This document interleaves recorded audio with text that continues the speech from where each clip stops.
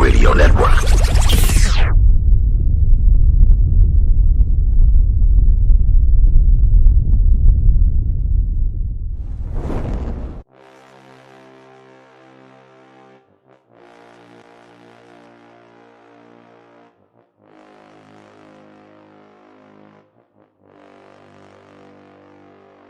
Nick Saban does not play anybody less than his. He doesn't put anybody less on the field than his very best player. What Bama does, what Bama do. Sorry, I heard a noise. My bad. Somebody just left it on it on my step. That Colorado defense is definitely underrated, but they ended up pulling it out late. They have one of the players to watch for, Isaiah Spiller. Oh, it's better. It's better now. Trust me. Like back in the day, there was at least one murder. So I mean, it's better now. You realize that you're not doing anything to press your case by getting me to go down there. No, man, come on down there. It was only one murder. Yeah, they're only averaging one murder a year. And shout out to Florida. They're playing them this Saturday. Number 11 ranked Florida playing number 1 Alabama. So I think that's going to be a high scoring game. And wow. Well played, Colin. Well played. I did not see that one coming. you get a double finger point, one for me and one for Sean. You know you get. Here we go. Get your popcorn ready. So what's the big thing?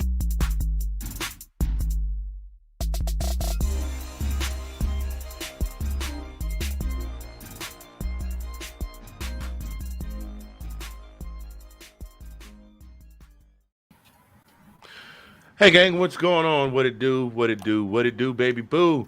Today is Friday, November 26, 2021. Black Friday, the day after Thanksgiving. And this is today's episode of This Week in SEC Football. I am Mr. Fingers, the artist formerly known as the Mad Karaoke DJ. That guy right there, my brother from another, my Georgia homeboy, the man, Colin P. Colin, what's going on, man? What's going on? Not much, man. Just hanging in there and trying to recover from all that good food eaten yesterday. And how about yourself, my man? You would never lied about that, man. We went light this year. We didn't do turkey. We didn't do we didn't do cranberry. We didn't do greens. We just did ham. We just did a glazed ham. We did a green bean. I call it a broken down green bean casserole because it was all the ingredients without all the other stuff. We did. Apparently there's a difference between dressing and stuffing. And somebody told me I need to turn in my Southern boy card because I didn't know the difference. But we had stuffing. That's what it is. We had stuffing. And oh god, mac and cheese, and I think and mashed potatoes, and that was it. And then Junior came by. He made brownies. What's going on, Nate? We got to send a shout out to Nate. Nate's gonna come on every show and start out with Go Maryland. That's our guy Nathan Snell. You can catch him on the Big Nate podcast, especially if you are up late. No disrespect to the brother. He just gets off work late, so he can't start his podcast till late. Very, very informative. You want to check him out also. You can catch him on YouTube. You can catch him on Facebook under the Big Nate podcast. Yeah, man. Yes, Thanksgiving was cool. I feel somewhat vindicated. How so? Well, your boy had to pay penance for Atlanta losing to Dallas and wear that Dallas shirt. Yeah, I forgot about that. So I'm not 100% certain on this, but my sources tell me, because everybody got sources. Nobody ever really knows. They just anonymous sources. It don't matter if you got sources. It's anonymous sources. Yeah, it's like, and generally the source turns out to be some dude who works on the custodial staff that works like the overnight shift. He just ran across a scrap of paper that has snowflake on it. It's like, well, rumor has it it's gonna snow in Dallas. Like, nice. Yeah, but my sources tell me that that group that plays in that big stadium in Arlington, Texas, was not victorious yesterday. No, my sources tell. Well, I don't know. My eyes told me that was. I didn't need sources. My eyes. I am the source. I did see that with my own eyes. Oh, I saw it. Oh, I saw it too. I was just being facetious. Now, I tried to be sympathetic to the missus, but she didn't show Hey, me. was she sympathetic when we went down, man? Come on, be honest. You see You know my what I mean? face, right? Yeah, I hear you. I hear you. I hear you. I got you. Turnabout fair play. What they say, right? You know? All day, baby, all day. So, yeah. So they didn't win. The Lions once again managed to pull an Atlanta Falcons and snatch defeat Man, from the looming jaws of victory. I actually was rooting for the Lions, man. so was It's I. it's bad. You know how you have a bad franchise when everybody is rooting for you to win, not because they like you, but just because they don't want to see you be that team to Yeah. repeat to be the team to repeat the feat that you were the last team to repeat, which is run the table backwards almost, because they got a tie, so that Almost. was not a loss, but still to have Right. another winless season, which they're well on their way to doing. Yeah. Well, at least So, Matt Stafford's not part of that. You know, at least he finally got away from that. You know what I mean? oh, thank I'd hate to see anybody have that kind of season, but I mean, for God's sakes, man, he was due to get out of there. He's still a good quarterback, and he just was dealt a bad hand. I'm glad he's out of there and doing somewhat well for LA. So thank you, Jesus. Shananaya Shadabada Honda. He got yeah, out of Detroit. Although they're playing a little inconsistently out there in the they Golden are. State right now, so they're gonna have to figure out a way to work that out, because Arizona, Kyler Murray, Yeah. D Hop, those guys are looking awfully nasty out there. You can't just Yeah, didn't AJ go with that too? AJ Green's out there now, right? I believe so, yes. So Yeah, I think he's out there too. you got the most talented team in the NFC West out there right now, and this would not be the time for McVay and company to have a complete meltdown. Yeah, no doubt. And of course the talk is, there go those Cowboys doing it again. Yeah. How many times have we seen over the last 20 years? They go on this terrific run. They're like, oh, the Cowboys might do it all this year, and then somewhere between Halloween and Thanksgiving, something starts to happen. For sure. Yep. It's like Michael's special juice starts to wear off, and the Monstars are making the comeback. Yeah. It's kind of like that football team everybody talk about with no name. They always gonna win that Super Bowl, but they look like they might do something, but they kind of tapered off as well. So. Well, they are. Last I checked, they got 2 straight wins right now going into next week's game. Because remember, it's Washington Dallas this coming week, if I'm not mistaken. That's right. It is. Yeah, that's right. Absolutely. So is it? Yeah, and they have all the momentum. Washington is 2-1 in the last 3 weeks of football, and them boys are 1-2. No, in the last 3 weeks, yeah, they're 1-2, because they lost to Denver, and then they beat Atlanta, and then they lost again Thursday. So that's what that is. Yeah. So how about your Thanksgiving, bro? I was good, man. I actually had to work. I mean, I worked yesterday, and I had to work today, and I got to work tomorrow. But I'll take that extra money on working on holidays and stuff. But yeah, my boy, I had my boy for Thanksgiving, and like I said last episode, my parents are still here, so they went up to her sister's house over in still around the Ashburn area. Ended up going there after work, and we played some dominoes and had a good time playing dominoes. Me and Brady, took on the house. We ended up winning, but like I said, we made didn't have a traditional Thanksgiving. We had what's called rouladen, and basically it's a strip of beef and a pickle and mustard. I was going to ask you, ain't that guy that W was trying to find, that lived in the cave with the dialysis machine? Rouladen? No. It might be. I don't know. But anyway, it's good stuff. But anyway, it's basically a strip of beef, kind of like a flat iron steak, wrapped around a pickle and some mustard in there. It's good. Got a good gravy on it. Real good stuff. There's a lot of German food we had, so it's really good. That sounds absolutely sinful, sir. And I got to use my French's mustard, Oh yeah. Come on. You mean the one that got dropped off at your house just out of to get you? I had to use it. DoorDash. Yeah, I hear you. They only have a certain shelf life. They really only have a Exactly. certain shelf life, so you got to make sure you use those bigger boys. But nah, man, we had a great time. Everything's good to go. We had a good my son. As soon as I showed up, my son said, "Daddy, we got you a doggy bag," and I was like, "That's my boy. That's my boy." I wanted to smile. I gave him a big old hug. I said, "That's my boy. That's my boy. Doggy bag is a doggy bag." Well, here's the thing about it though is that you had a small enough gathering where there was enough left to get you a doggy bag, because if it was at a big mama in them house and you showed up late, you usually gonna have to pray that Big Mama did you a solid and set something to the side for you in the freezer, in the deep freezer in the garage, the one with the lock and the chain on it, so your cousins can't steal your plate. Exactly. Yeah, I saw a video. Yeah, baby. I saw a video on Facebook just before we just went live here. This guy walking out of his mom's house with like all kind of aluminum pans and stuff. It's how everybody walks out Thanksgiving with a bunch of to-go plates. There ain't no lie to that.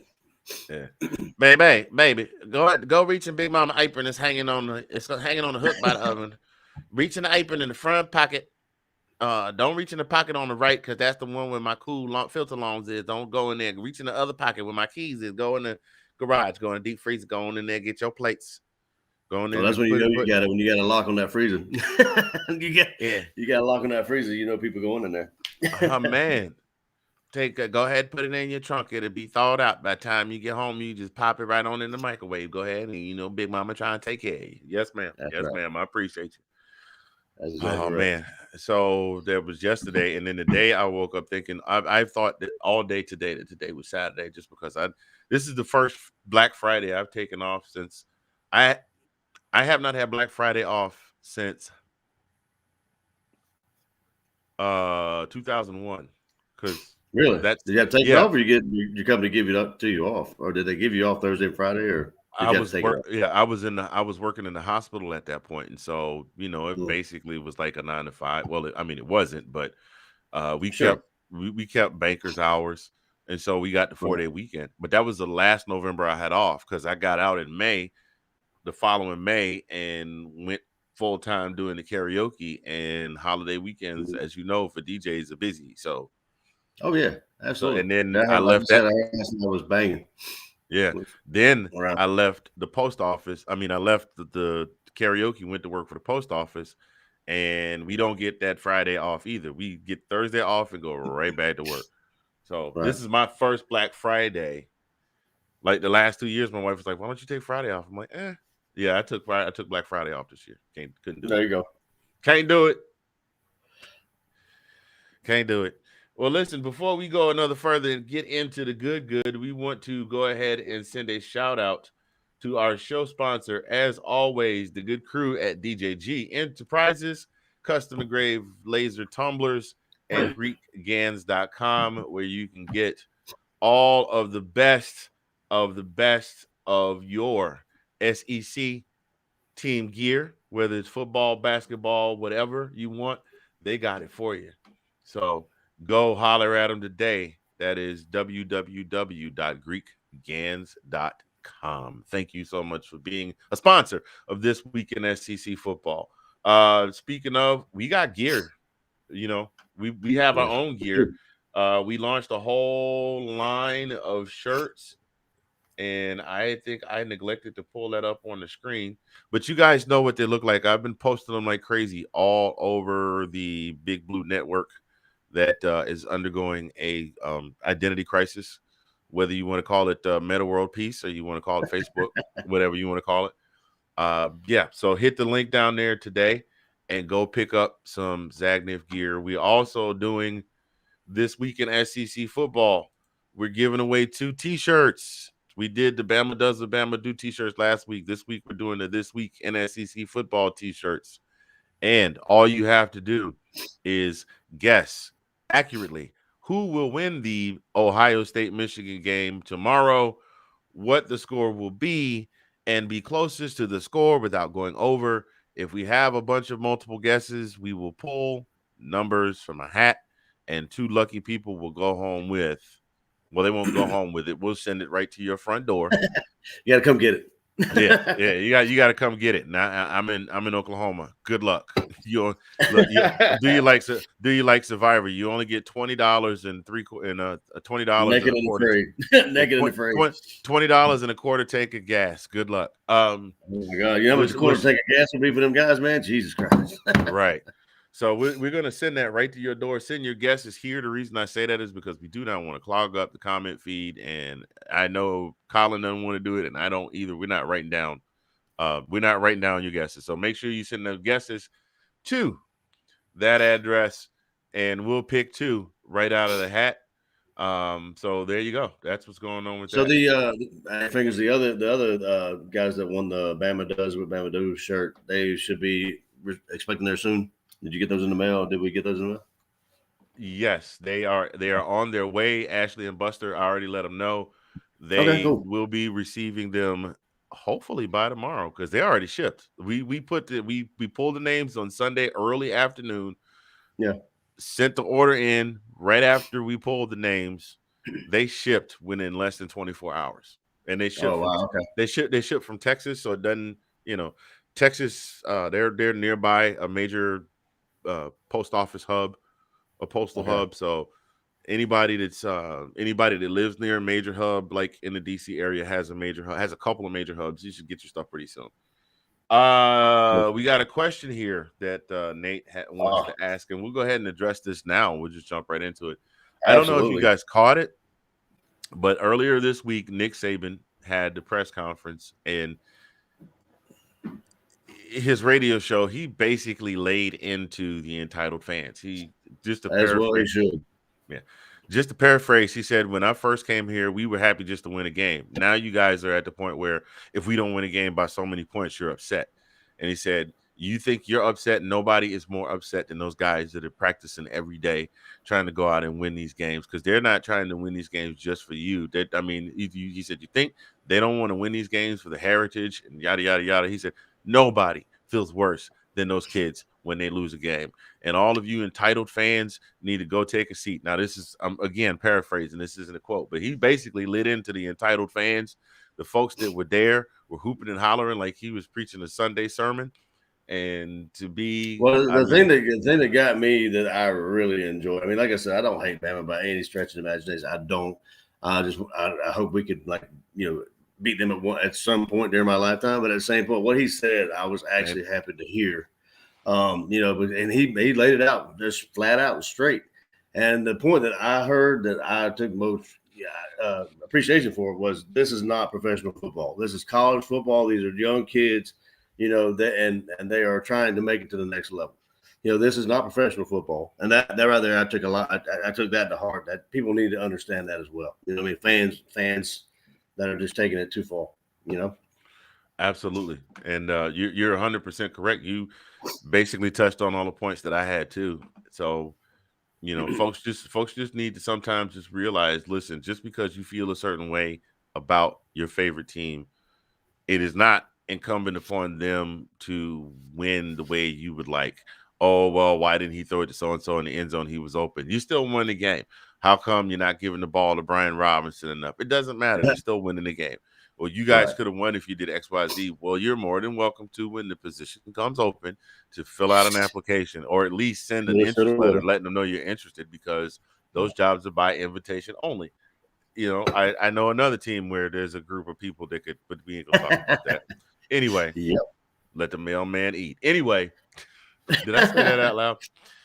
Let the mailman deliver his mail, bro. Absolutely. This is the mailman's busiest time of the year. You really need to get out his way and let him do what he does. Excuse me, did you have a package for us in the northwest end zone? It was supposed to be here like 2 minutes after the game started, and it's not here yet. Well, can I talk to the supervisor, see if he can come and pick it up, drop it off? Can I come by the office and can I come by Buttsmere Hall and pick it up? Can I come by your house? Right. I thank you for that question, Nick. Thank you for bringing that into play. It was a great question. Yeah, absolutely. Nick Saban was right. Those folks that are fans of programs that have reached some semblance of elite status, it has gotten to the point, especially with college ball, that the fans expect X, Y, and Z once you When have they're reached a fans. certain level. Yeah, and they're I just the mean, fans. And now they're I'm just not a saying fan. I understand without the fans spending the money on the tickets and the merchandise and the this and the that and the third and and coming to the games and selling out the stadiums, there would be no TV deals, there'd be no revenue for the schools, there'd Yeah. be the improvements to the school would have to strictly come from endowments, yeah, et cetera, et cetera, et cetera, et cetera.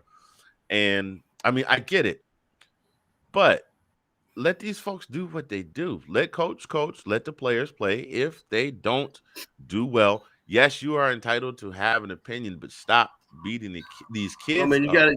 gotta recognize and realize that these kids are only, 17, 18, 19, average graduating ages. I mean, juniors, They, they're they leaving. So I mean, range, 19.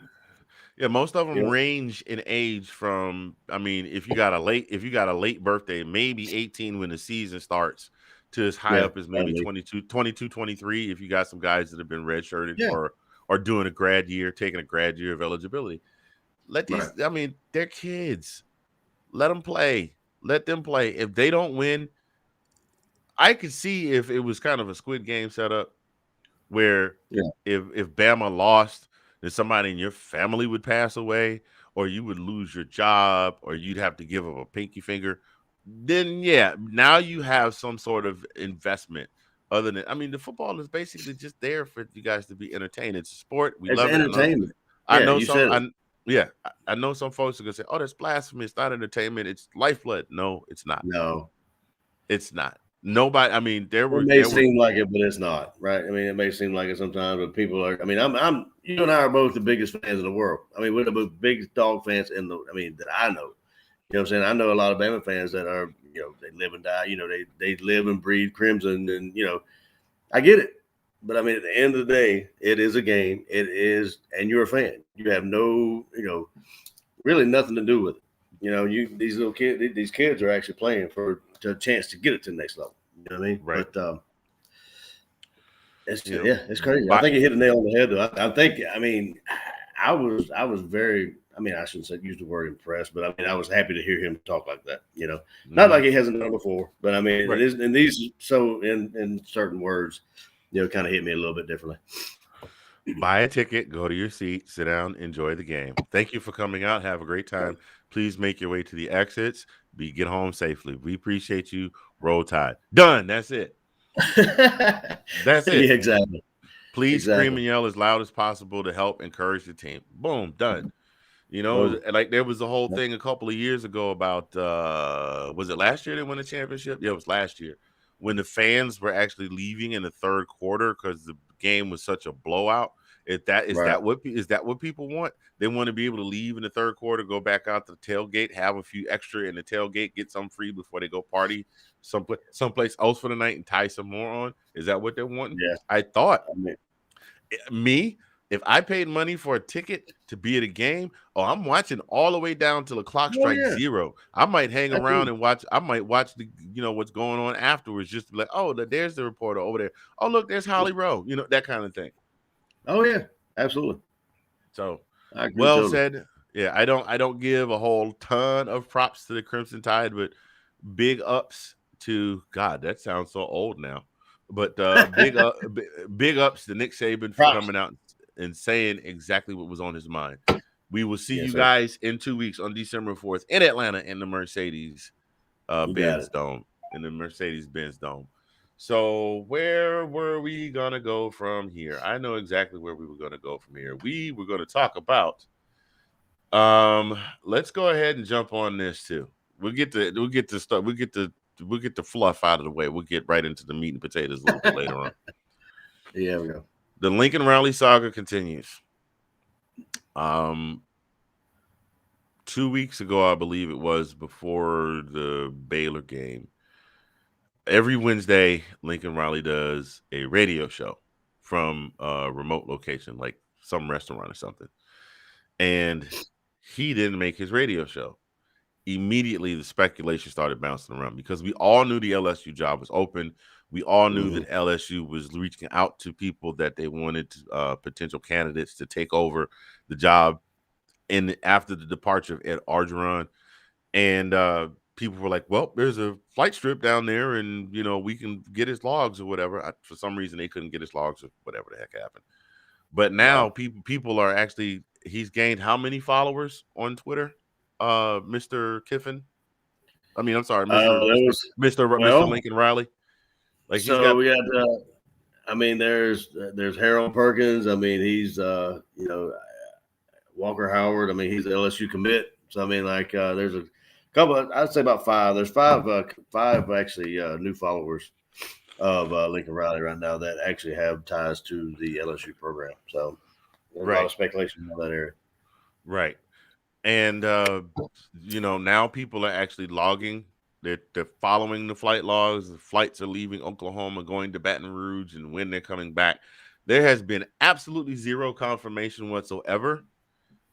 But everybody is, rumor broke earlier from an internet media source, a regular posting, and relatively well respected and established internet media platform tied to the LSU football program, that it's been confirmed that he's going to take this money and go head on over to LSU.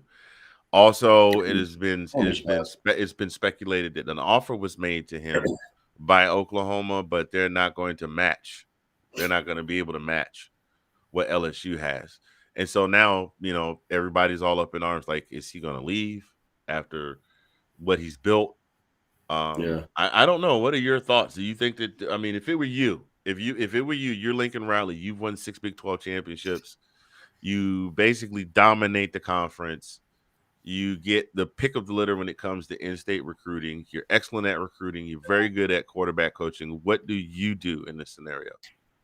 Well, I mean, I was going to have a question to you. So how long has he been with Oklahoma? I mean, I'm not really sure about that. How long has he been there? How many seasons? You said he had 6. He's had 6 championships, right? Or I guess. Yeah, I will look that up, but continue on with your question while I'm looking that up. All right, going back to what I do, I mean, I don't know. I mean, it's all about, I guess. I mean, at the end of the day, it's money, right? I mean, and I hate to say it, but that's kind of where it's at. Like, I mean, the bigger contract, that's where you go. But at the same point, I mean, he's still going to get. I don't know what his mentality is toward the joining of the SEC conference. I mean, he's still going to be like he's going to go there. They were going to go there anyway, right? So I mean, Oklahoma's going to go. And so, I mean, this was just maybe, speed it up a year. He's going to be – it just depends. It depends on how – I really don't know. To give you a straight answer, I don't know what I would do if I had been put in that position. But, I mean, money would have a lot to do with it, I would think. But he's been there – how many years? Did you find out how many years he's been there? Yeah, he's been there. He started he's been the head coach since 2017. He came on as offensive coordinator in 2015. He took over the head coaching position for Bob Stoops, another, legendary OU coach. Absolutely. Took over in 2017, and I got that wrong. He's been there for 6 years. He's won 3 Big 12 championships since he's been the head coach.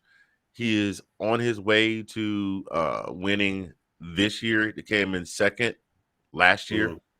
Okay. So, but yeah, this is a guy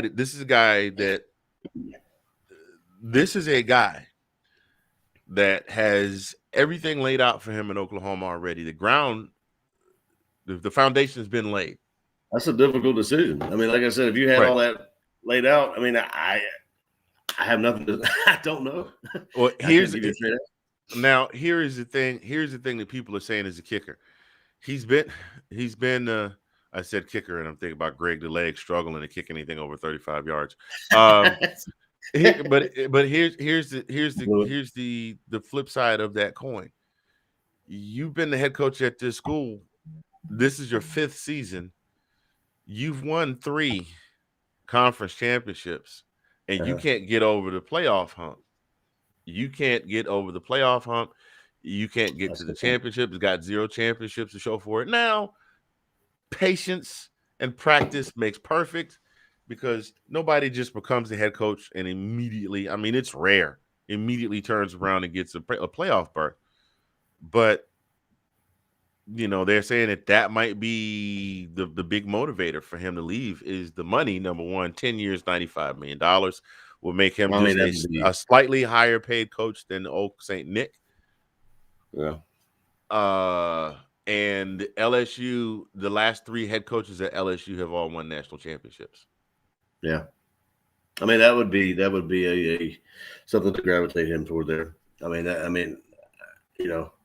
but then again, it's kind of a toss up there. I mean, like, I'm not in that position, you're not either. So I mean, I wouldn't know what to do until I was forced in that position. But at the same point, it seems like you would want to be at the place where you're already, the groundwork, like you said, as you say, was laid out for you, and you are pretty much God at the at the university, and they do anything and everything for you. You would kind of want to continue that road until you get to that certain point.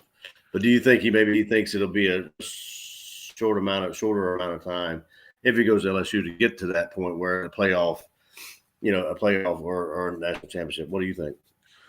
I don't know. I'll let me take a step back and start where you started. He took over a program from Bob Stoops.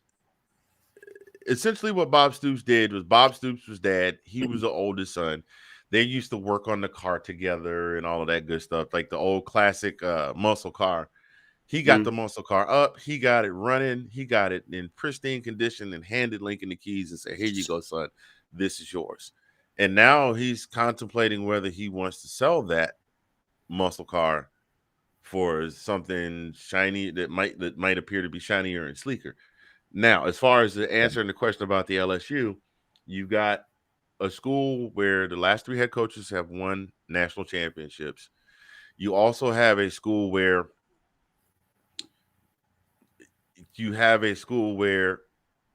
he would be going over to LSU with knowledge of the SEC football program, the OU football program already. He would also be at the largest school in the state. So he would just about have a monopoly on recruiting. I mean, a name that big, Lincoln Riley going to LSU, sure, plus the money. So for him, financially speaking and potentially coach speaking, I could see it. I could see him looking at it as a win-win. Do I see him leaving at the end of the season? I've been saying it for the last couple of weeks. It depends how the season pans out. If they don't win this Saturday, hell, there may be a chance he's not expecting them to win this Saturday. Yeah. And so here's my question back to you. I'm throwing it back your way. How do you think those guys feel? Oklahoma's been, they've dealt with, I won't say locker room drama, but there's been a lot of spotlight on the locker room because of the quarterback switch up. There's also been spotlight on the team because of the defensive woes, so to speak. So how do you think those kids are feeling in the locker room right now? What do you think? What do you think the temperature gauge in the locker room? But see, that's another question. I mean, like, it's another thing that I don't know if these coaches actually think about it. I mean, I would hope they did. I mean, like, if they have a soul, I would think they would think about these things. But then again, they think about themselves and their family and what have you. But I agree with you. I mean, like, what would you? I don't know. I mean, I would kind of feel a certain type of way, I guess, if our coach just up and took off, for the bigger money. But I don't know. I mean, would they understand that this, even though this is college football, it is a business. I mean, these you go where you go. But to your point, yeah, I mean, they could definitely feel, a little bit abandoned. Yeah, a good point. Yeah, I was trying to find a word, but absolutely, yeah, abandoned. Yep, that's a great word to use. They definitely for me, and maybe I'm the weirdo, I think I would stay where I was. Yeah, and maybe I'm with you, man. I mean, that's comfortable. I mean, like you said, that the road is laid out for him. Why would you leave? Those extra little zeros, man. Is that more important? I don't know. I'm sorry, I stand corrected. They do have 4 Big 12 championships. They've won every year. They just came in second in their division, or second. They finished the season second in the conference and then won first place. Anyway, I would stay where I am. I know how I'm not gonna put out all of my business, but I know how much I make a year, and I know if I was offered a job as a head football coach, making what Lincoln Riley currently makes, Yeah. and I Well, that's had either. Go the ahead. ability to win the conference championship every year and have the team in position to potentially move on and get a national championship, I would stay there. And Lincoln Riley's he's 38 years old. He's a Yeah, young buck. yeah, yeah, exactly. He was And then, 5 years old when I graduated high school. He's a young guy. There will be other opportunities at yeah, other marquee programs. It's not like he's got to make the jump right now, yeah. unless But to your point though, it's like it's the money. I mean, like, these coaches are already making millions upon millions of dollars. I mean, like, what is an extra? I mean, do you really need that extra 20 mil or that extra 10 mil? Do you actually really need it? Would you like to? I mean, wouldn't you want to take this program that you've been there for so long? These kids that look up to you, wouldn't you want to just finish the drill? Like, would you want to, take it to the end and till you get there? You know what I mean? That would you on that? Absolutely. I feel like I would be the same way. yeah. So that's the Lincoln Riley saga, and I don't know how. I don't know how that's going to pan out. And it couldn't have come. They couldn't have that controversy come in at a worse time than Yeah. for them to be stacked up against Oklahoma State this weekend. That's the big Right. game. Actually, we might as well go ahead and talk about the Big 12 since we're talking about Oklahoma. They're playing Oklahoma State 7:30 on ABC, and nothing is etched in stone yet. This again, the craziest NCAA D1 FBS. I'm sorry, FCS. What's it? FBS? FBS. The craziest FBS season ever. In that there's only one conference that's locked up and locked in. Two conference. Well, in the Power Five, one conference is locked in. On the Group of Five, we know that Cincinnati's playing Houston, regardless of what happens tonight. Although it looks like they're winning, but in the Big 12, right now is still, and we'll just go here. The Power Five conferences, who's in, who's out. This segment brought to you by the good folks at 1906tees.com. They specialize in gorgeous custom-made shirts. Mine is being worked on right now as we speak. We haven't finalized the design, but as soon as we do, as soon as I get a rough draft of a rough draft template of how it's going to look, the prototype, I'll be posting that. Or I might save it. I might just break it out for y'all when I get it. Anyway, go see the folks at 1906tees.com for your custom t-shirt gear today. So you got OU versus Oklahoma State. They're going up to Stillwater. They're going to pass right through here on their way up to Stillwater. 7:30 tomorrow Eastern time on ABC. Did you see what I see? What's that? That Oak State is actually favored in this game. I got the odds written down. I actually took the time to write that down. Oh, well, the odds have changed because when I wrote these notes yesterday, the Sooners were favored by 4 points. I've got Oak State -5 or -4.5. Okay. And then so I just put it up just right there. That was like, oh. And what we just talked about may be a determining factor because in a tumultuous program like that, and now there's like, the buzz has just been growing. You know what I mean? So they're saying, hey, maybe this might throw the kids off the game if he leaves. But it's really simple. Wow. The solution to this one's really simple. If OU wins, then they and Oklahoma State both will advance to the Big 12 championship. This is the one conference that does not have the Power 5 conference that doesn't have East, West, North, South divisions. It's just all the teams in one big pot, and the top two teams get in. If Oklahoma loses, then it defaults to Oklahoma State and Baylor.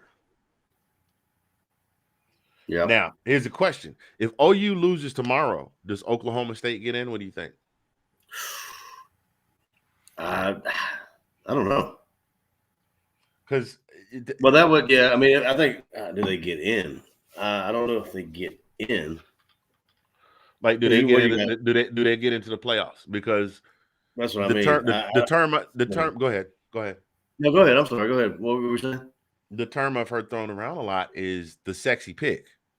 Well, Oklahoma is definitely the sexy pick. I mean, for crying out loud, Baker Mayfield came from there, and he's doing all the TV commercials. And Kyler Murray is running roughshod over the NFC West. And Jalen Hurts is finally starting to find a little groove up there in the city of brotherly love. So you got these guys that came from this program, and I'm just saying, if they're 7, they're current. Oak State is currently 7. Do you think they're going to jump up to the 4 spot, or where do you think they're going to go?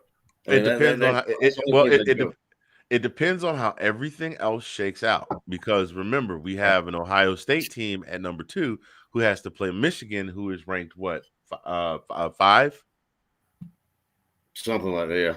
Yeah, Michigan's at 5. So you got number 2 Ohio State playing number 5 Michigan, and if Harbaugh manages to pull off that upset, that's going to shake some things up. Cincinnati's not going to lose. No. And and then you also have number 1 Georgia playing number 4 Alabama. Georgia wins all the way out.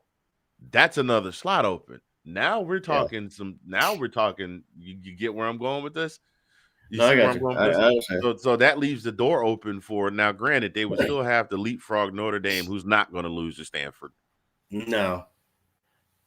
But then again, that goes back to our conversation about Notre Dame being in the playoff picture, being an independent. I mean, it's going to end up being, I'm afraid, no disrespect to Notre Dame. Honestly, that's my second team. I like Notre Dame.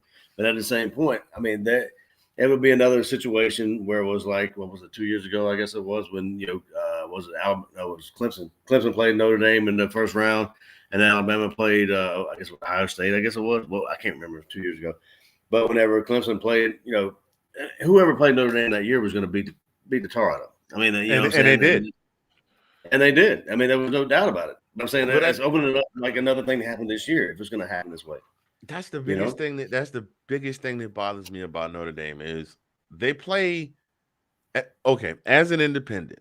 And again, I always have to give this disclaimer, Donnie. I'm sorry. As an independent, Notre Dame can pick and choose who they want to play, and they regularly choose to not play. They make the choice. Like in all these other conferences, the conference schedule is pretty much set.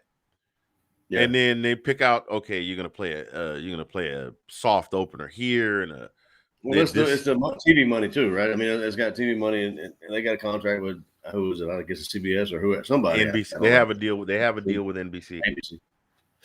Yeah, I can remember ABC. They've got all this stuff going, but they regularly choose. Like, I don't see Notre Dame playing Bama every third year. I don't see Notre Dame playing Georgia. Like, this is only the third time. When we played a couple of years ago, it was only the third time we played. The third time we played, was like our first game, and that included including the 1980 championship game, the 1980 Sugar Bowl. That was only the third time we played Notre Dame. You mean to tell me 40 years they never said, "Hey, let's schedule Florida State while they're still big. Let's schedule Florida while they're huge. Let's schedule Ohio State. Let's schedule some of these teams sitting around us: Ohio State, Michigan, Penn State." So, anyway, getting off the beaten path. Oklahoma State, I don't know. I think they can do it, but they're going to have to come over they would have to leapfrog Notre Dame. And that would mean that Notre Dame would actually have to look like some straight booty playing tomorrow, which is entirely possible. Well, because right now, the only thing that they have going for them is the only loss they have is to number 4 Cincinnati, or number 3. Is Cincinnati 3 or 4? Cincinnati's 4. The only loss they have is the number 4 Cincinnati, and that looks real good on the resume. But if they go out and play like some booty against Stanford and have to struggle to win, they could see themselves on the outside looking in. So that's where we are with the Big 12. Big 12. Maybe they should play Samford instead of Stanford. Oh God, dude, you know how? I think Notre Dame's a little bit better than Florida. I'm just saying. Right. That's basically. That's basically, and like I said, Michigan and OSU will settle it out. That problem will fix itself by tomorrow afternoon. I think so. That won't be a problem anymore. Bama Right. is playing Auburn as a 19.5-point favorite, but the defense is still considered suspect.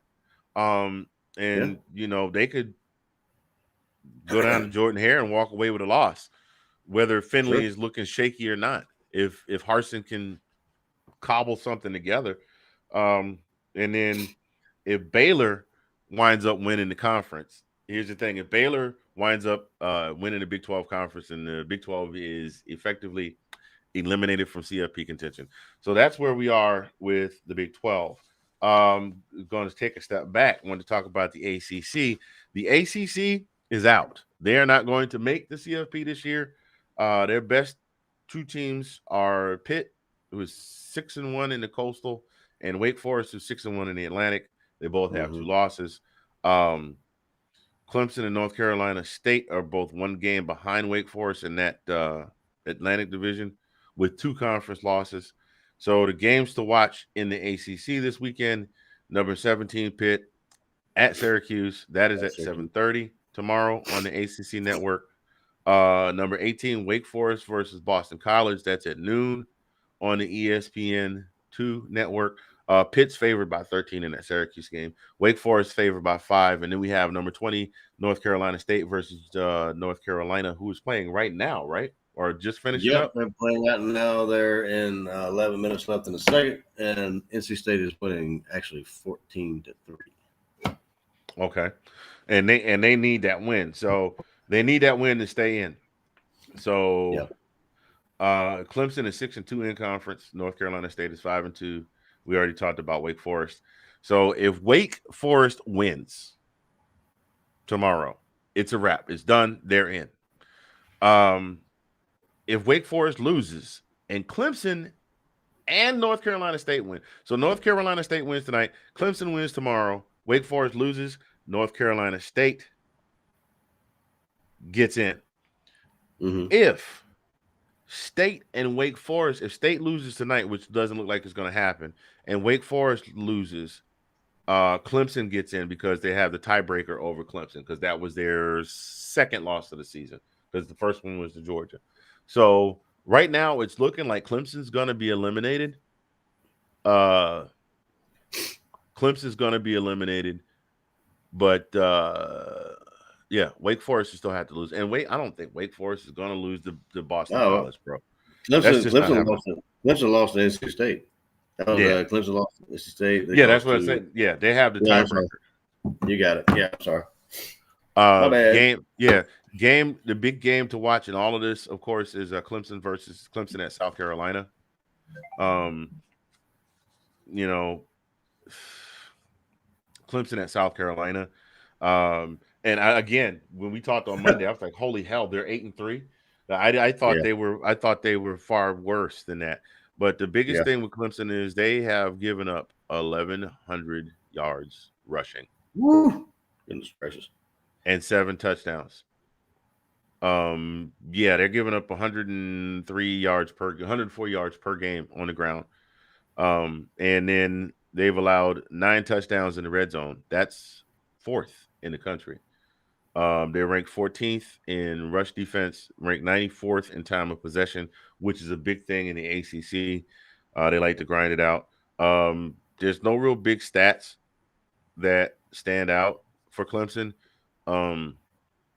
Because DJ is going to throw a pick whether you're winning by 3, whether you're winning by 20, or whether you're losing. He's going to throw a pick. I think he's got a pick in every game so far this season.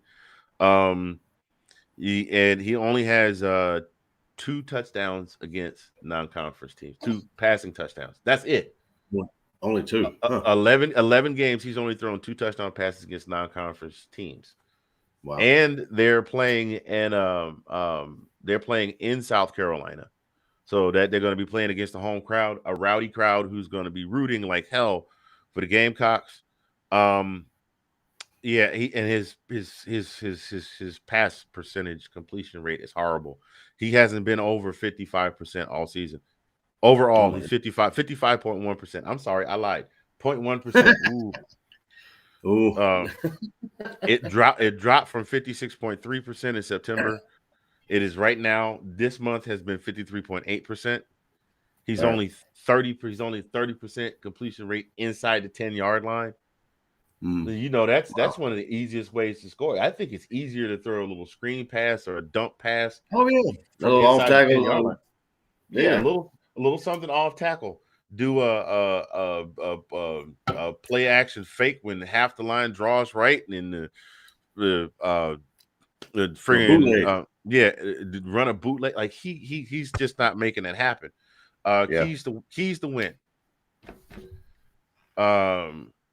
South Carolina's got to protect the quarterback. They have to. He's been sacked 8 times in the last 4 games. Oh my God. Yeah, just how many hurries? I mean, he's been sacked 8 times. I can imagine how many hurries and he's had. Like how many picks does he have with that? You know, that's. I tell you how much I followed South Carolina this season. I didn't even realize until I started breaking down this game that Luke Doty had been hurt 2-3 weeks ago. Their starting quarterback got hurt, so Jason Brown's in playing now, and that might have something to do with the spark that they've had over the last 3-4 games. Clemson, it's simple. DJ Ukulele needs to play like he's really worth that money that he got in those NIL deals. Period. Yeah. You just got to have his best game. He's got to have his second best game of the season. And even a win does not guarantee that they get in. But he's got to have one of his top games of the season, because a win means they still could get in. Then they still got to play in a conference championship, and then they would still have a bowl game to play in. They're not going to get into the playoffs, but he's got to at least play some bomb-ass ball, because there's still the potential for 2 more games for them. And the biggest problem with Clemson is they're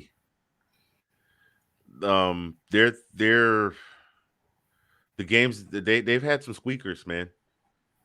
Like they came in as a top 5 team. They beat 3-8 Georgia Tech, 14-8. They beat 6-5 Boston College. Boston College is surprisingly fair to Midland this year. They beat them 19-13, and they beat 5-6 Syracuse 17-14. Yeah. They beat 3 teams with a collective record of 14-19 by 15 points. That's it. Yeah. Yep. So they really got to get in and get it done.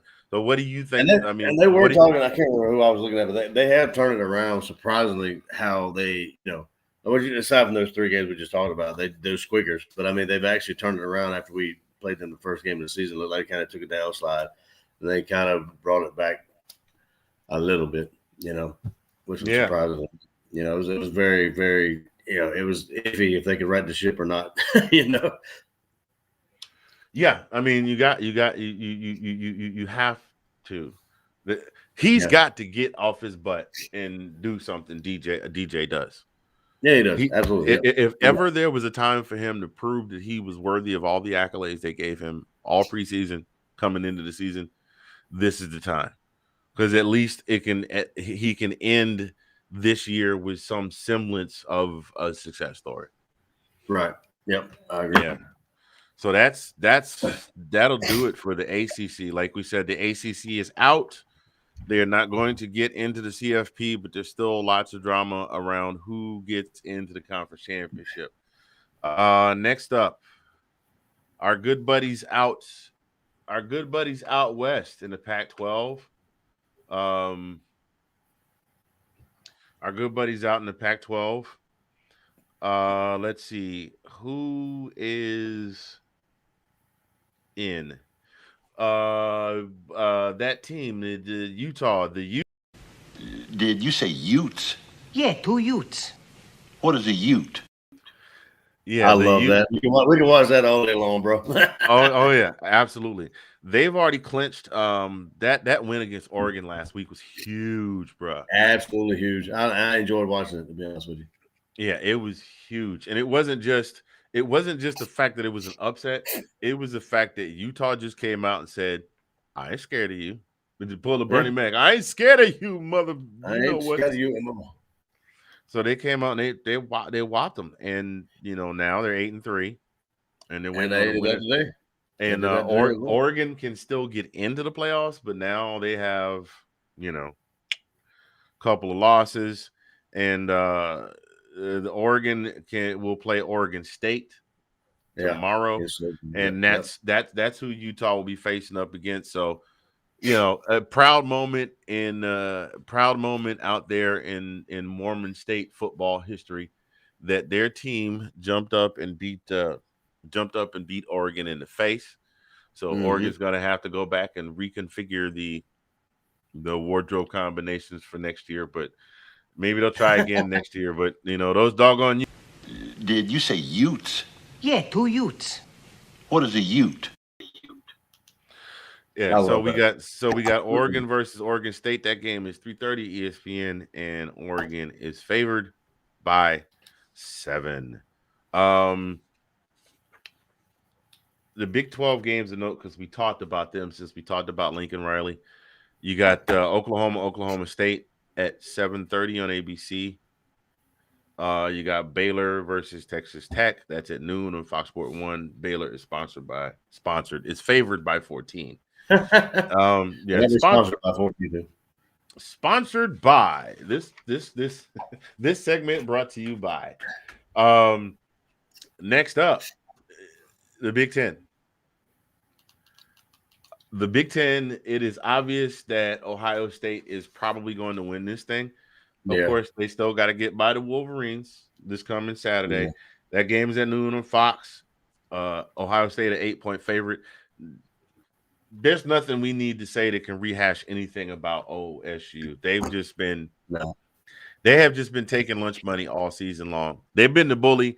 They have been, well, I don't want to call them the bully, but for lack of a better analogy, they've been the bully that's been quietly terrorizing people while the teacher's not looking and stealing lunch money all season long. And then you look around in the summer and be like, wow, how did he get so swole? Like you just weren't paying attention to the fact that they were just, destroying their enemies. Destroying their enemies and eating them to get more swole week to week. Yep. Michigan, Harbaugh has probably his toughest test ahead of him yet with Ohio State. Yeah. But the Big Ten for now is in. They have not been eliminated. What do we got? We got if Iowa wins, which they did, and Wisconsin loses, then Iowa goes to the conference championship. So right now, Iowa is hoping that Wisconsin loses. They're playing now too, aren't they? Or is that tomorrow? That's tomorrow. Okay. There's only one game right now. That's NC State and North Carolina. Yeah. So if Wisconsin loses tomorrow, then it'll be Ohio State and Iowa. If Wisconsin wins, they lock up. Man, you're talking about if Wisconsin wins. I mean that's going to be another wrench. If you're talking about if Michigan wins and then if Wisconsin wins, I mean, man, what are you going to do? Like, what is going to happen there? Yeah, actually, neither side is sewn up yet because Ohio State and Michigan still have to play. So, and Michigan only has the one loss against Michigan State, who lost this past weekend. So that Michigan State win is not going to, it's not impeding Michigan from getting into the conference championship. So if OSU wins, it locks up the East. If OSU loses, it lets Michigan in. If Wisconsin wins, they lock up the West. Now, if Wisconsin wins the conference championship, then the Big Ten is eliminated from college football playoff altogether because, Wisconsin has more than one loss. So the games of note, you got Iowa and Nebraska. That one is done, right? Iowa won that. Iowa won. Iowa won that one. Then we've got Wisconsin, Minnesota tomorrow at 4 on Fox. Here's the funny part: Nebraska was a 1-point favorite. Yeah, and it looked like they were going to do that. I mean, like honestly, the first half. I mean, like you had that. You posted, and I had to. Yeah, I was still working, but I had to look at it, and they were doing pretty well until I mean, Nebraska came up and tied it up, and then I guess Iowa just scored. I don't know how they scored that last touchdown, but I know how it ended. I guess Nebraska threw a pick, and Iowa they sold it up, but a minute left. So yeah, we all know how that one ended. So Better luck next time. But I think you want to talk about a comeback story. Is there not a more worst to at least good enough to keep my job story this season than Scott Frost at Nebraska? Yeah, no, I mean, yeah, absolutely. Yeah, I mean that's not the same Nebraska that played Indiana earlier in the season and just wet the bed. right. That's not the same Nebraska team. That's it, I think. Yeah, because OSU and Yeah. Michigan is at noon. OSU's an 8-point favorite. Wisconsin's a 7-point favorite. So I don't see any of these teams losing their games, but so it looks You know how like it right. goes. It looks like it. Honestly, it looks like it's going to be Wisconsin OSU in the Big Ten championship, but everybody else that's still in contention, Iowa, is rooting against them. So we'll see. And then we mentioned Right. the Irish. The Irish have Stanford. That's at 8 p.m. on Fox tomorrow, and they're a 19-point That could favorite. be. Yeah, what? How many? What's your favorite? How much? 19 and a half. Oh wow! I don't know. I think Now, I'd bet mind on you, some. all of these numbers that I'm giving you, the point lines, these are from yesterday. I haven't checked the update from today. Oh no, I mean if it's 19, it's going to be close to that. But I'm just saying I would be tempted to take Stanford all day long. I don't think Notre Dame will cover that. I don't believe it. Yeah, it's like I said, it's been a crazy season. There's not a whole heck of a lot to. I mean, the craziest thing about this season is these are the last games of the season being played yesterday, today, tomorrow. Yeah. The regular season. After tomorrow, the regular season is finito. Right. And as of right now, there are still Big 12, Pac-12, Big 12, Pac-12, Big 10, ACC, all yet to be determined who's going to play. There's only one of the Power 5 schools that has both contestants locked in. Dogs versus Bama at the Mercedes-Benz Stadium. So at the Mercedes-Benz Stadium.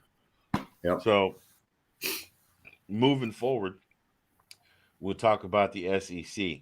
The SEC is essentially they're in. If Alabama wins, it's a win against the number one team in the country. It's a quality enough win that I think that if they do not lose to Auburn tomorrow, if Auburn wins out, I think it's a quality enough win that they get into the CFP, even with the one loss, even with that one loss being to unranked Texas A&M, unless they look sloppy doing it. If they win and they look sloppy doing it, they might not get in. If they win like Auburn wins things, I don't know why I'm saying that because between you, me, and the fence post, we definitely neither one of us wants that to happen, nor Dog Nation. Right. But that's about it. So Georgia plays Georgia Tech tomorrow. No anticipation of Georgia Tech. No, well, hell, even if Georgia Tech rises up, we see what happens when Atlanta rises up. As of late, but there's no anticipation of Georgia Tech getting the upset. The game of the SEC to watch tomorrow, Bama Auburn. They're going to Jordan Hare, like we said. It's at 3:30 on CBS. Now, Bama, right as of yesterday, was a 19.5-point favorite. It went up to 20 and a half. They're 20 and a half. Yep. They are a 20.5-point favorite. But, and the reason I say but is because not only is this a conference game, not only is this a divisional conference game, this is also an in-state rivalry game. The 2021 Iron Bowl, we know how things go. Lots of surprise endings, lots of, oh my God, they beat the crap out of them from wire to wire, and we didn't see that coming. I don't see Auburn. I see Auburn has a better chance of winning on a freak last second play than they do of coming out and laying the smacketh downeth. Yeah. On the old. Yeah, I mean it goes anybody that plays Alabama, if you got to keep them within range. You got to keep them within at least two scores. 2 scores might be too much. I mean, I'm talking about us as well. That might be too much to come back for. You got to have a quarterback offense that can actually score, not at will, but score when scored upon. They score, you got to score. They score, you score. You got to have that, you got to have that kind of. Well, that's what happened last week. You see Yeah. that? You see that? Yeah. Arkansas stayed Exactly. on their backs. And I said that for a reason. Yes, sir. Absolutely. You see what funny? You see Funny Man's video.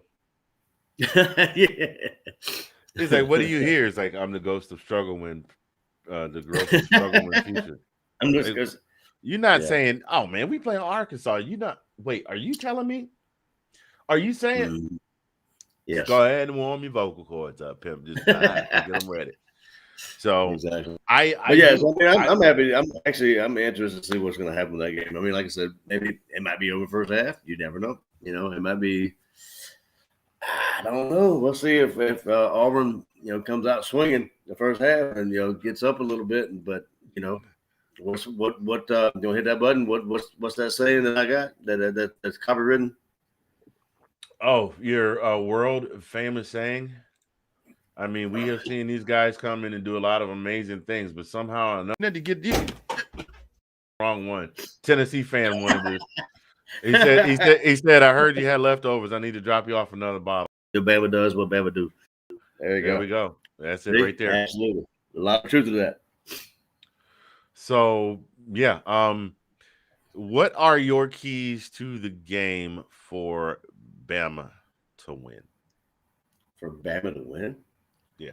Well, I mean, yeah. I mean, I pointed out a couple just a moment ago, but for them to win, I mean, just don't lose sight of. I mean, don't get your eye off the prize. I mean, like honestly, just because you're Bama doesn't mean you're automatically going to win every game. And I think honestly, to go back to what we were talking about Saban, his press conference, his speech, I think that might be trouble for us, man. Because I mean, that might have motivated them to play the best game they ever played, this weekend, as well as next weekend. You know what I'm saying? I mean, that might be the push they needed if they were actually, down in the mouth and thinking a little bit differently and what have you. But I think that speech he made to the press, I mean, that was perfect. That's what they needed and that's what they got. Yeah, that's you nailed that right on the head. That's where I was going to go with that myself. It's like I think that speech probably got those guys hyped. They want to go out there. The Kirby speech, but a little different, a little not so certain terms. Right. And he probably gave the clean. He probably gave the clean version of the speech, like it was the Kirby Smart, the remix. It's the parent of Isley. Yeah, sticker all over that thing. Right. So, for Auburn, TJ Finley has got to have, again, like TJ Finley's just got to ball out. Like, I know that he has, but TJ's got to ball out. Tank Bigsby has to show up. Bigsby needs to show up big like he did last week. Yeah, I was going to mention that as well. Yep. If those two things don't happen, it's a wrap. It's a wrap for the game, right. I think. Because we know that neither team really plays any defense, because we've seen the amount of points that both teams have allowed. I mean, Bama let Arkansas score 37 points. We beat Arkansas by 37 points and kept them scoreless. Zippy, yes, sir. So that's what's going on with that one right there. So I want to talk about one more game before I think this will do it here. I think this is our last segment here. We'll talk about one more game before we move on to shutting this thing down. But before we do, ladies and gentlemen, boys and girls, we have a new sponsor. Envision Social Media. Empower, create, and sustain. They will help you if you have a vision for your social media platform. They will help you conceive it. They will help you roll it out. They will help you put it in place, and they will help you manage it. They will help you manage it once they get it in place. They are our new segment sponsor, sponsoring this week's segment. Thank you so much for being a part of the This Week in SEC Football podcast. For those of you that are just joining, we normally go through, a couple times and welcome you guys.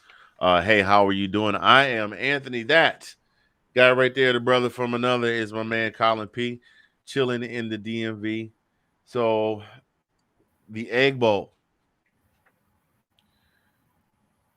If I told you that by the end of the season, if I told you in mid-August that Ole Miss was going to win 10 games, what would you have said? In one season, I had to make that specification. I was going to say you were crazy. Absolutely lost your mind.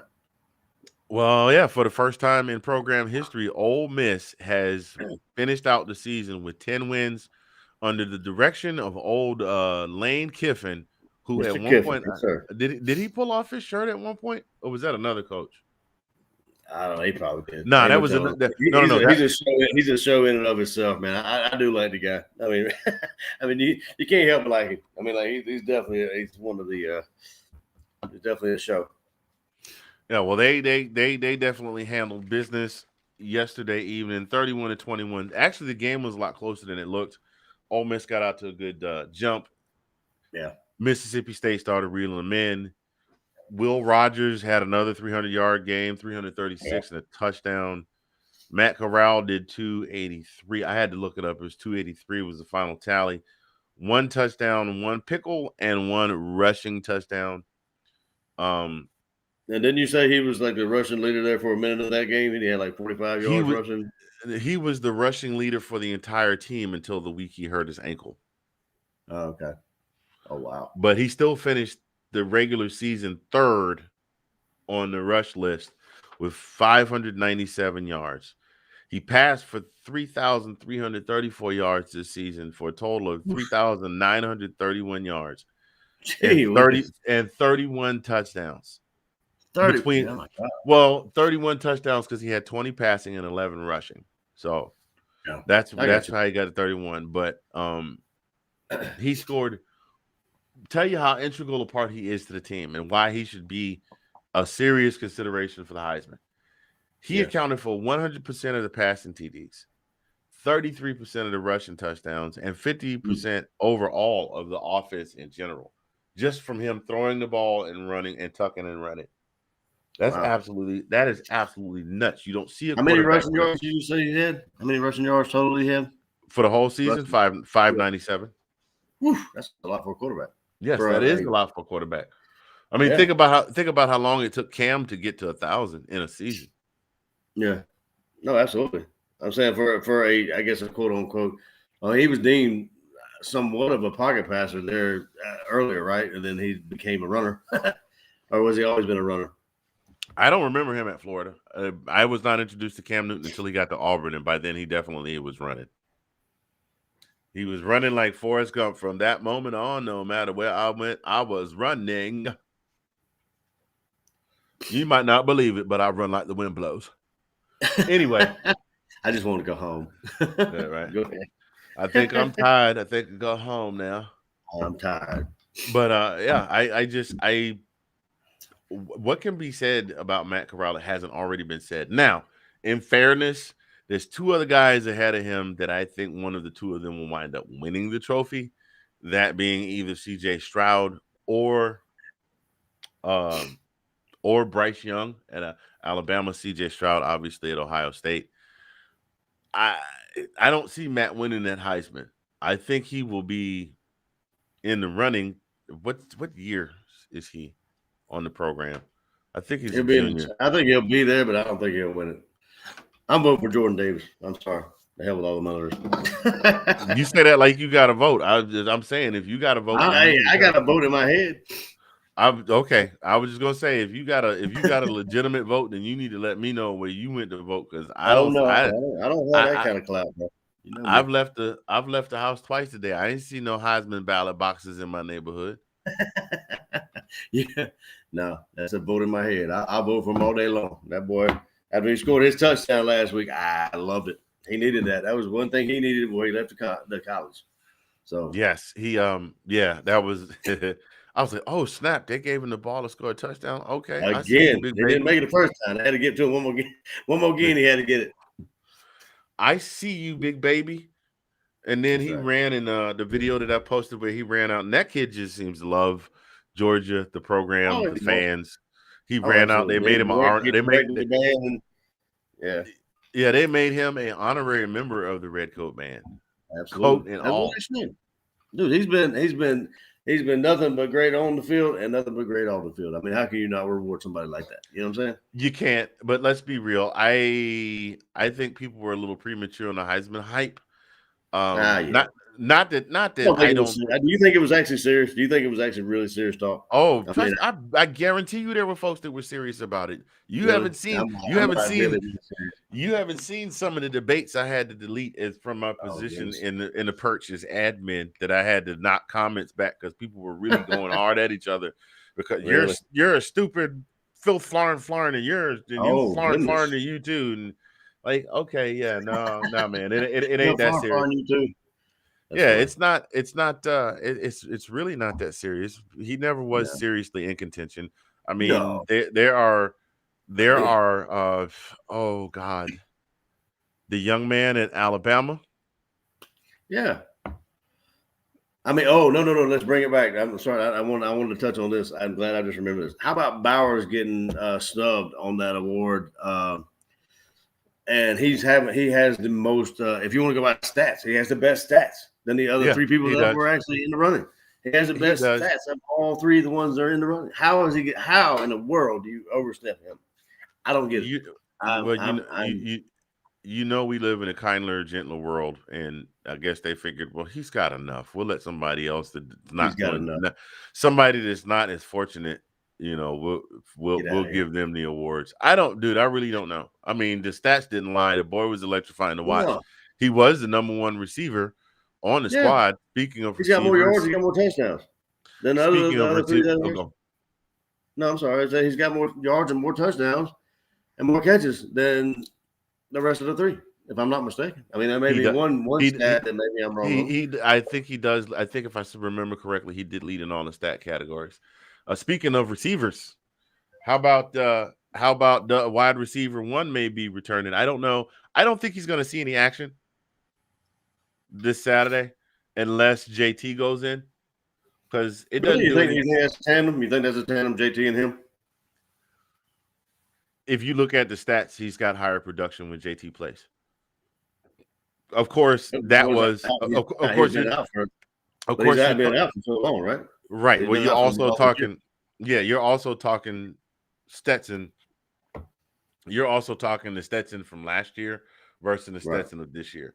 So we'll see. We'll see. I don't think he's going to trot him out just yet. I think if he's going to play, he needs to play where he can actually get out there and do some damage. I don't think he needs to be going out. Let's just be clear. Let's just be clear. He's been medically cleared to play. So let's just put it that way. From what I know and from what I'm seeing, I mean, that's what I think is true. I'm not positive. I'm not 100%. I'm 99.9% that he's medically cleared to play.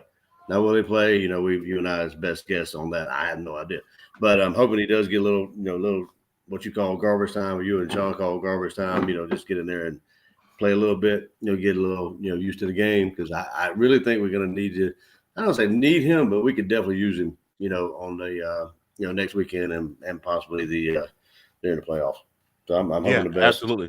For him and actually him having some playing time, some good playing time, some productive playing time. Yeah, absolutely. He is the preeminent receiver on the team that has the speed, that has the ability to create, as they call it, creating separation in space. Bro, if we could add him to McConkey and Bowers, oh my God, that's gonna be. Yeah, I mean, you got your short yardage guy in Bauer. You got your mid-range guy, and then you got your two deep threats actually, because McConkey can run. Apparently, he's one of the fastest guys on the team. Yes, sir. He can haul ass. Yeah, so I think Georgia's going to handle biz against Georgia Tech. I've said that already, and I think they're going to give. I think they're going to give Bama the whoop for. I think Kirby has. Well, I like to think of Kirby as the mad genius in the lab, doing the work, trying to get Frankenstein's monster to rise. Well, to be quite honest, man, I hope he's been there long enough. He's face saving long enough. He's been under saving. I'm hoping he's finally got the formula to beat his, to beat Alabama. You know what I'm saying? I'm hoping he's got that formula. I mean, it's been there long enough, and I think we do have it. The chemistry. No pun intended. Yeah. The chemistry that we have this year for the team, that we, have a good shot at doing. I mean, I'm like you though, I'll never say it's over until I see that 0-0, 0-0 on that scoreboard. All zeros on the scoreboard. That's all I'm concerned about. Well, good luck, dogs. Good luck to everyone playing this weekend, except Georgia Tech, because that's who we play against. No disrespect. Yeah, no disrespect intended, but we're trying to get that thing going. Before we get out of here, we need to mention again, we have the sweepstakes going on. We would love to see one of you win $100 or maybe even more by correctly predicting the score of the national championship game. We will not be opening up the email line for your guesses for the national championship game, but all you have to do, same rules. Once we find out who the two teams are, tell us who you think is going to win. Tell us what you think the score is going to be. One person wins $100.